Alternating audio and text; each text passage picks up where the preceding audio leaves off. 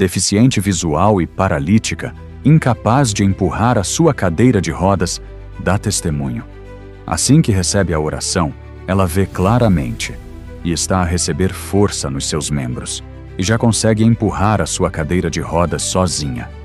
Ela está convencida de que voltará ao seu trabalho de professora e que enviará a sua foto ao profeta.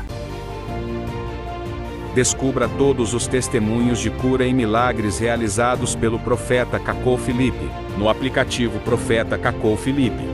O aplicativo também apresenta a mensagem divina que o nosso Criador deu à sua criação, juntamente com canções de adoração em vários idiomas.